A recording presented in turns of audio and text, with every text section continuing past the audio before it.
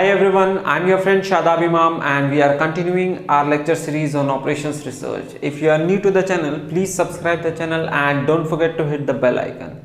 So currently we are dealing with the transportation problem, and in the previous lecture we have seen how to obtain a basic feasible solution in a transportation problem, and today we are going to see how to check for optimality of a basic feasible solution. So in the previous lecture we have seen this was our problem with plants 1, 2, 3 having certain set of supply and the distribution center 1, 2, 3, 4 with certain sets of requirement, and we have seen how to obtain a basic feasible solution by three methods: by northwest corner rule, by least cost method, and by Vogel's approximation method.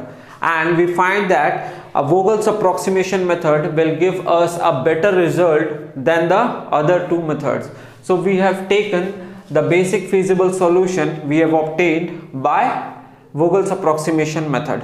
Now before moving on to the optimality test, what we will do is we will understand that the number of allocations equal to m plus n minus 1. So when the total number of allocation is equal to m plus n minus 1, our solution is a basic feasible solution, and if the total number of allocation is less than m plus n minus 1, our problem is having degeneracy, and if the number of allocation is greater than m plus n minus 1, then our solution is not a basic feasible solution and it will definitely form a loop.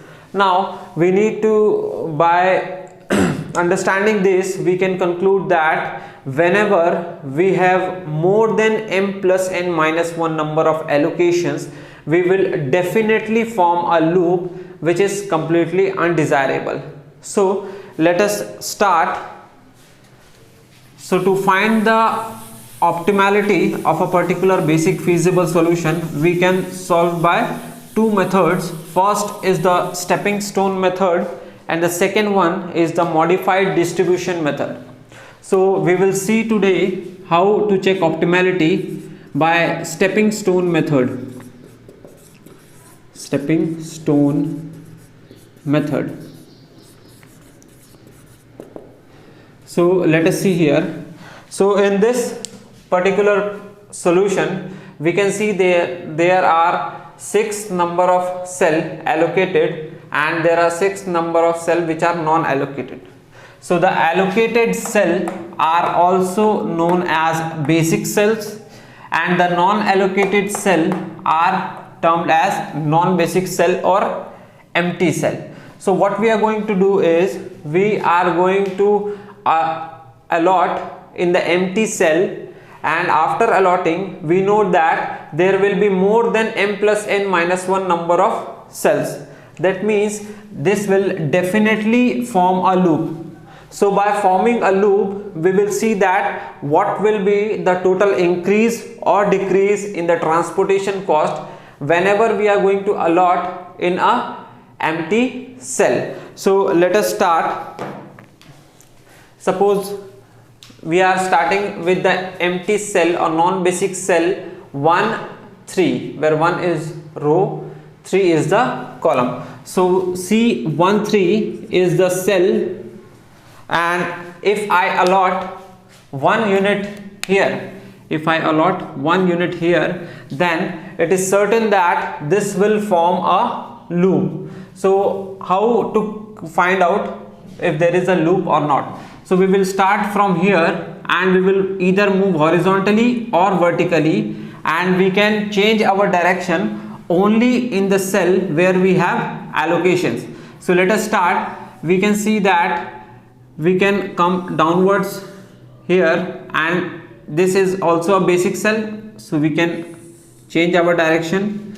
Similarly, we can go upwards and change our direction. So this is forming a loop with 4 cells here. Now once our loop is created, then we need to adjust the supply and demand.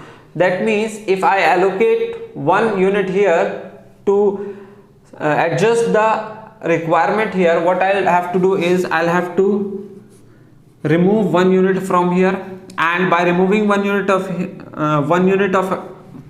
in this particular cell, I have to add 1 unit here to maintain the supply. Similarly, this will be -1. So +1, -1, +1, -1.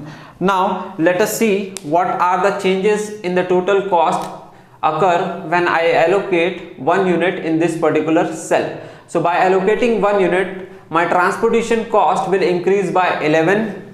So here is +11, and by removing 1 unit here, my transportation cost is decreased by 15. So this will be -15. Similarly, by allocating 1 unit extra here, my transportation cost will increase by 5. So this will be +5, and by taking 1 unit from here, my transportation cost is decreased by 2. So this will be -2. So let us see the changes here. 15, 17, this will be 16, +16 -17, so this will be -1. That means if I allocate 1 unit here, then the overall transportation cost is decreased by 1, and if I talk in hundreds of rupees, that means our overall transportation cost is decreased by 100 rupees per unit. Now let us see for the next particular cell. So I'll erase this and see what will happen if I allocate in the next empty cell. So next cell we are selecting is the cell number 1, 4. So let us select this cell C14, and I allocate 1 unit here +1. Now this is also forming a loop. It can be easily seen that this is also forming a loop, and we can draw this showing loop. Now we need to adjust the supply and demand. So if this is +1, this will be -1, this is -1, this will be +1, this is +1, this will be -1. Now let us see the changes in the transportation cost. So for cell C14, if I allocate here, my transportation cost is increased by 7. Similarly, my transportation cost here is decreased by 9, so this will be -9. Then my transportation cost is increased by 5, it is +5. Then my transportation cost is decreased by 2. Now we can see the total change in the transportation cost. This will be +12, -11, +1. So this indicates that if I allocate 1 unit here, my overall transportation cost is increased by ₹100. And now let us erase this and find the values for other non-allocated cells. So let us quickly erase this and find the value for other cells. And the other next cell we are going to consider is the cell 2-1.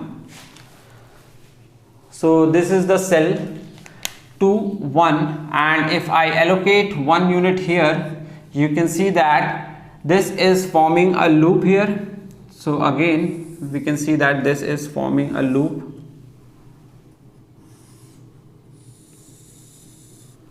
and to adjust the supply and demand, if this is +1, this will be -1, this will be +1, this will be -1. So let us quickly calculate the change in the overall transportation cost for the cell 2-1.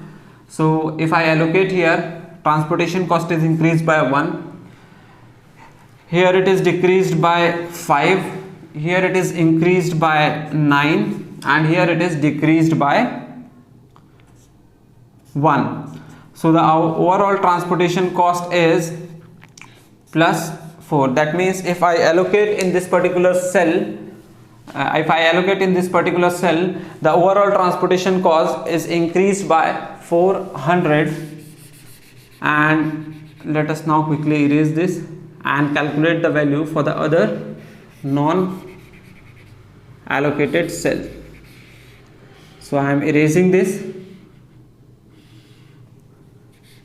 and now let us find out the values if I allocate in this particular cell. So here we can see that this goes horizontal, now vertical, then again turn horizontal, then vertical, horizontal and vertical. Now this is forming a loop here, and we need to adjust this demand and supply. If this is plus 1, this will be minus 1, this is minus 1, this will be plus 1, this is plus 1, this will be minus 1, this is minus 1, this will be plus 1, this is plus 1, this will be minus 1. Now let us quickly calculate the change in the transportation cost for the cell 2, 2. For the cell 2, 2, if I allocate here 1 unit, there will be 0 increase in my transportation cost. Here my transportation cost is decreased by 1, here it is increased by 9, so plus 9, here it is decreased by 5, so minus 5, here it is increased by 1, so plus 1, here it is decreased by 3, so minus 3. Now let us calculate these. This will be 8 minus, this will be minus 8 minus 9, okay, this is plus, okay, 0, then minus 1, then plus 9, then minus 5, then plus 2, sorry, here the transportation cost is 2, so this will be plus 11 plus 1, so this will be plus 11 and minus 9, so this will be plus 2. That means if I allocate 1 unit here, my transportation cost or the overall transportation cost is increased by rupees 200. Now let us erase this and calculate the value for the next empty cell or non-allocated cell.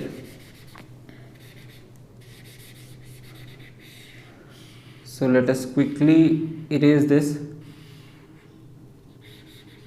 and calculate the value for the other non-empty cell.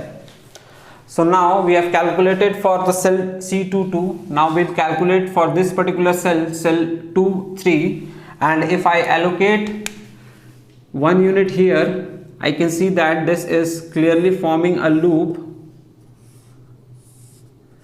and to adjust the demand and supply, if this is plus 1, this will be minus 1, this will be plus 1, this will be minus 1.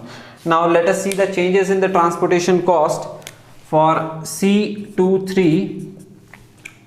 Plus 1, that means transportation cost is increased by 6, minus 1, that is mean it is reduced by 1, plus 1, that means it is increased by 9, and minus 1, that means it is decreased by 15. Now let us calculate this. This will be 15 minus 15, this will be minus 1. So minus 1 indicates that if I allocate 1 unit here, the overall transportation cost is decreased by 100 rupees. And now let us calculate for one more cell, which is cell number 3, 2. So let us calculate for that particular cell, cell 3, 2, here it is, and if I allocate 1 unit here, it can easily be seen that this is forming a loop, and to adjust the demand and supply, if this is plus 1, this will be minus 1, this will be plus 1, this will be minus 1. Now let us calculate the overall change in the overall transportation cost, and we can see that by adding 1 here, the transportation cost is increased by 8, here it is decreased by 5, so minus 5, here it is increased by 2, plus 2, here it is decreased by 3, minus 3. So this is plus 8 minus 5 plus 2 and minus 3. So this will be 8 minus 8 plus 2 10. This will be plus 2. That means if I allocate 1 unit here, the overall transportation cost is increased by rupees 200.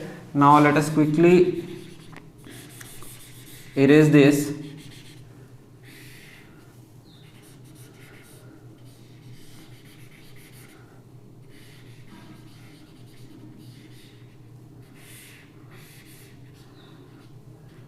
Now we have calculated the value at all the non-basic cell or empty cells, and we can see that there are two cells, cell 1 3 and cell 2 3, which are showing the value -1, which indicates that if we allocate in these two particular cells, our overall transportation will be decreased. Now we can allocate in one cell at a time. That means I can either allocate here or here. So let us allocate here. We can allocate at any one of them, and if there will be the greater negative value, we would have been selected that, but because here both the values are same, we can select any one of them. So I am selecting this particular value plus theta. Why I have selected? Because theta is the maximum possible allocation that I can made here, and we will see what will be the value of theta. So here I am allocating plus theta, and it will certainly form a loop. Here it is forming a loop, and in order to balance the supply and demand, if this is plus theta, this will be minus theta, this will be plus theta, this will be minus theta. Now what we want is the value of theta to be as larger as possible. Now if we can see that in this cell this is plus theta, that means we can allocate any amount of theta here, there is no restriction. Similar is the case here, 1 plus theta, so theta can be any amount. But in these two cells where we have minus theta, in one cell we have 1 minus theta, and the other cell we have 3 minus theta. So for this particular cell, the theta maximum value of theta can be 1, because 1 minus 1 is 0, and if I put greater than that, then this will become negative, and this will violate the non-negativity restrictions which we applied, that xij should be greater than equal to 0. Similar in this case, 3 minus theta, so maximum of value of theta can be 3, so 3 minus 3 will be 0, and if I increase it beyond 3, this value become negative, and we can see that this is violating our non-negativity restrictions. So maximum here theta can be 1, here theta can be 3, so we will select the least value here. That means I will put the value theta equal to 1. Now once I put the value of theta equal to 1, this will change. So this will become plus 1, this will become plus 1, and this will become 1 minus 1 will be 0, so there will be no allocation now in this particular cell. Here 1 plus 1 will be 2, because theta is 1, so this cell will have now 2 number of allocation, so here the value is 2, and in this particular cell this is 3 minus theta, that means 3 minus 1 and is equal to 2. So now this is 2, and this is our improved solution, and we can see that we are still having 6 number of allocations. And now we will calculate the value of z here. So let us calculate the value of z for this particular thing.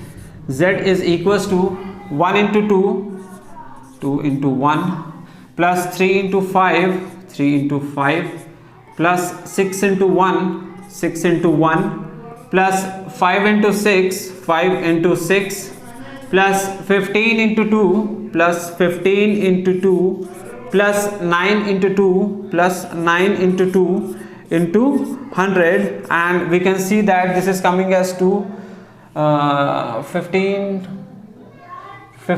plus 30, that is 45. 45 plus 20 is 45 plus 20 is 65. 65 plus 30 is 65 plus 30 is 95, plus 6 is 101. That means this is 101,00 rupees.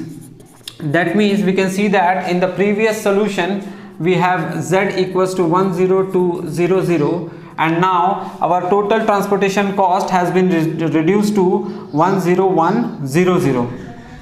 So now let us again check this cells, let us again check this matrix and see if this has the optimal solution or not.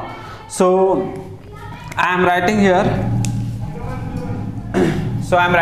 the value of z obtained now, that is 10100. Okay, and I am erasing this. Now again we need to calculate the values at non-basic cells. So again what I'll do is I'll remove this and let us see what are the changes in these particular cells. So now if I allocate in this particular cell, I will have theta plus theta here. So if I'll have plus theta here, it will definitely form a loop. Okay, so now I am calculating the cost, change in cost. So this will be plus 11, minus 15, minus 15, plus 5, and minus 2. So this will be 16 minus 17, this will be minus 1. And let us see for the cell 1 4. So if I allocate this 1 4, if I allocate plus 1 here, it will form a loop. Okay, this is the loop. Now let us quickly calculate the change in transportation cost. So this will be 7 plus 1, this will be minus 9, this will be plus 5, and this will be minus 2. So the change in overall cost is 12 minus 11 is plus 1. That means if I allocate here, the total transportation cost will increase by rupees 100. Similarly, I am going to calculate for the cell 2-1. So if I allocate here, you can see that if I allocate 1 unit here plus 1, this is forming a loop. So let us calculate the change in the transportation cost. So this will be plus 1, this will be minus 6, this will be plus 15, this will be minus 5. So we can see that this is minus 11, this is minus 11 plus 16. So it will come as minus 11 plus 16 plus 5. That means if I allocate in this particular cell, the overall transportation cost is increased by rupees 500. Now similarly we will calculate for this particular cell plus 1. Now I am just drawing the loop here because mistakes can be done here. So this will be the loop, and this is plus 1, this is minus 1, this is plus 1, this is minus 1, this is plus 1, this is minus 1. Now let us calculate the changes in the transportation cost for the cell 2-2. Here it is plus 1, that means there will be no change in the transportation cost. Here it is minus 1, that means minus 6. Here plus 1, that means plus 15. Here minus 1, that is minus 5. Here plus 1, that means plus 2. Here minus 1, that means minus 3. Now let us calculate the changes. This will be 8, 14, and this is 17. For 17 minus 14 is 3. So this will be plus 3. and this shows that if I allocate 1 unit here, it will increase the cost or total transportation cost by rupees 300. Now I quickly erase this and find the value for the next non-basic cell. So let us calculate for the cell 2, 4. Okay, so this time our cell is not 2, 3, this is 2, 4. So if I allocate here, you can see that this is forming a loop. So let us calculate. If I put 1 unit here plus 1, the change in the overall transportation cost is coming as plus 1, minus 9, plus 15, and minus 6. This will come as 15 minus 15 plus 1. That means if I allocate 1 unit here, the overall transportation cost is increased by rupees 100. And now let us calculate for the last particular given cell. This is cell 3, 2. If I allocate 1 unit here, we can see that this is forming a loop. So now quickly calculate the change in transportation cost. This will be plus 8, this will be minus 5, this will be plus 2, and this will be minus 3. So this will be 8 minus 8 plus 2. That means if I allocate in this particular cell, the overall transportation cost is increased by rupees 200. Now we have calculated the values for all the non-basic cell or non-allocated cells, we can say. Then we can see that there is only one cell which is showing the negative value. That means if I allocate in this particular cell, cell 1, 3, if I allocate here, there is a possible chance that our total transportation will decrease by 100 rupees per unit. Now let us put the value theta here. So I am allocating theta units here, and theta is the maximum allocation that we can put here, and this will form a loop. So let us see, this will form a loop. So this is forming a loop.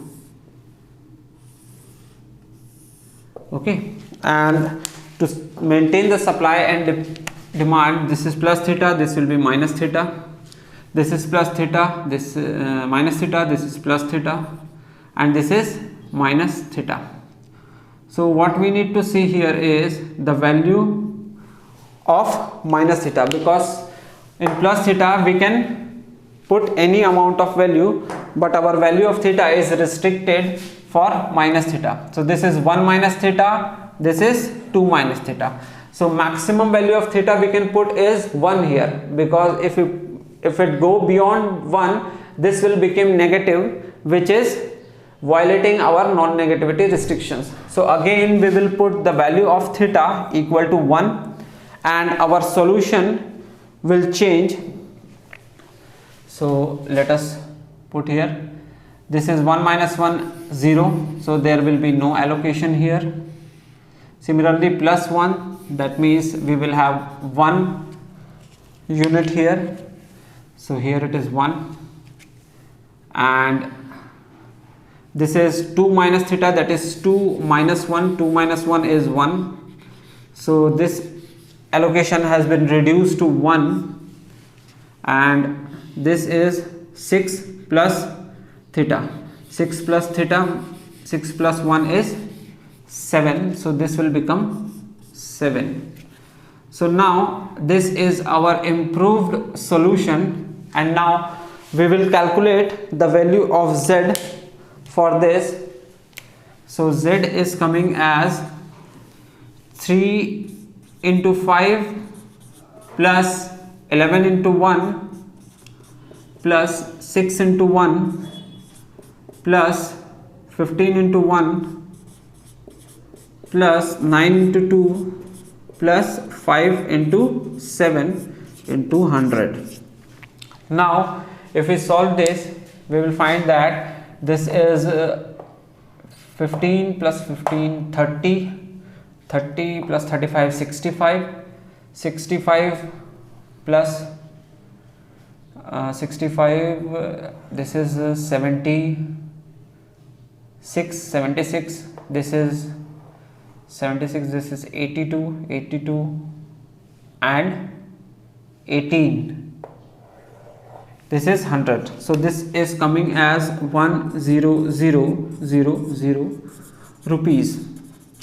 So now we can see that by allocating here, our overall transportation cost is decreased by another 100 rupees. And now this is our new improved basic feasible solution, and again we will check whether this solution is optimal or not.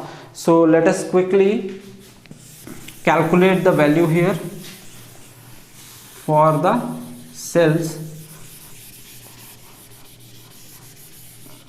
So let us quickly calculate the values,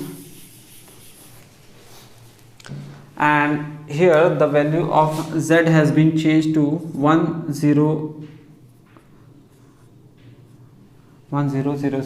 rupees. And now the non-basic cells are cell 11, cell 14, cell 21, cell 22, cell 24 and cell 32. So we will calculate first for the cell 1, and if I allocate 1 unit here plus 1, we can easily see that this is forming a loop. This is the loop, and now we will calculate the change in transportation cost. So this will be plus 2, this will be minus 11, this will be plus 15, this will be minus 5. So we can see that this will be, this is minus 16 plus 17, so this will become plus 1. That means if I allocate here, the total transportation cost is increased by rupees 100. Now let us calculate for the cell 14, and if I allocate 1 unit here, this is the loop now it is forming. So let us quickly calculate the change in transportation cost. So this will be plus 7, this will be minus 9, this will be plus 15, this will be minus 11. So this is 20, 22, this will be plus 2. That means if I allocate 1 unit here, the overall transportation cost is increased by 200. Now let us calculate for the cell 21, and if I put 1 unit here, this is the loop it is forming, and now let us calculate the transportation cost. So this will be plus 1, this will be 1, this will be minus 6, plus 15, and minus 5. So this will be minus 11 plus 16, so this will be plus 5. That means if I allocate 1 unit here, the overall transportation cost will increase by rupees 500. Similarly, what we'll do is we'll calculate the value at this particular cell 22, and this is the loop it is forming. Okay, this is the loop it is forming this time. So this will be 0, minus 6, plus 11, and minus 3. So this will be 11 minus 9 is plus 2. That means if I allocate 1 unit here, sorry, this will be plus 1, not plus 2. If I allocate 1 unit here, the overall transportation cost is increased by rupees 200. Now let us quickly calculate for the cell 24. So if I allocate 1 unit here plus 1, this is the loop it is forming. So let us calculate the change in transportation cost. This will be plus 1, this will be minus 9, this will be plus 15, plus 15, this will be minus 6, so this will be 15 minus 15, 0, this will be plus 1. This means that if I allocate 1 unit here, the overall transportation cost is increased by 100 rupees.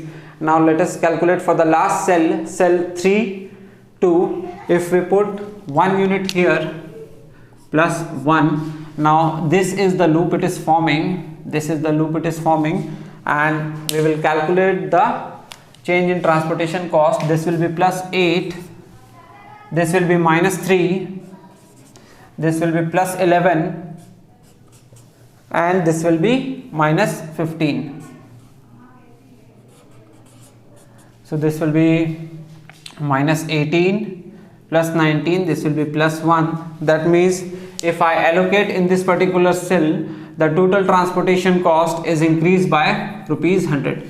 Now we have calculated the values at all the non-basic cells, and we can see that all the values are coming as positive. That means if we allocate in any of these cells, our overall transportation cost is going to increase, but our objective is to minimize the total cost. That means this solution is the optimal solution, and the value of z we obtained here, is the optimal value of z, or we can say that z minimum is rupees 10000, with allocation as cell 1 2 has 5 number of units, cell 1 3 has 1, cell 2 3 has 1, cell 3 1 has 7, cell 3 3 has 1, cell 3 4 has 2 number of units. Okay, so this is our optimal solution. So in this particular lecture we have seen how to test the optimality and how to improve our solution if our solution is not optimal. Similarly, we can do this by another method which is known as modified distribution method, which is less lengthier than the stepping stone method. So in the next lecture we are going to see how we can test the optimality by modified distribution method. And if you like the lecture, please share the lecture. Have a nice day. Thank you.